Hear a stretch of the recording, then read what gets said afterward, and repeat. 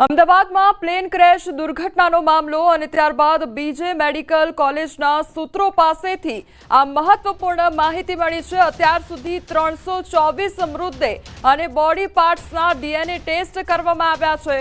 તો બ્રિટનથી જે લોકોના આવી શકે એમ હોય તેમના બ્લડ સેમ્પલ મંગાવવામાં આવ્યા છે।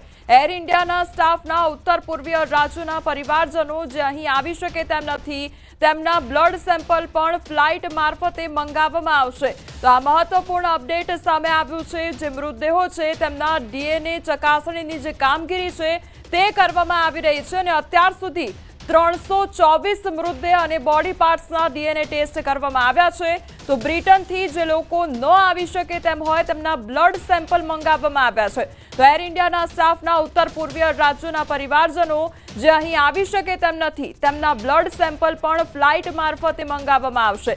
જે પરિવારજનો અહીંયા પહોંચી શકે તેમ નથી તેમના બ્લડ સેમ્પલ મંગાવવામાં આવી રહ્યા છે અને ફ્લાઇટ મારફતે તે બ્લડ સેમ્પલ મંગાવવામાં આવશે। ત્યારબાદ ડીએનએ ચકાસણી કરવામાં આવશે। ડીએનએ ટેસ્ટ થતા વાર પણ લાગે છે અને લગભગ 72 કલાક જેટલો વિલંબ થતો હોય છે અને અત્યાર સુધી મૃતદેહો સોંપવાની જે કામગીરી છે તે પણ કરવામાં આવી રહી છે અને સામે જે પરિવારજનો અહીંયા પહોંચી શકે તેમ નથી તેમના બ્લડ સેમ્પલ મંગાવવામાં આવી રહ્યા છે।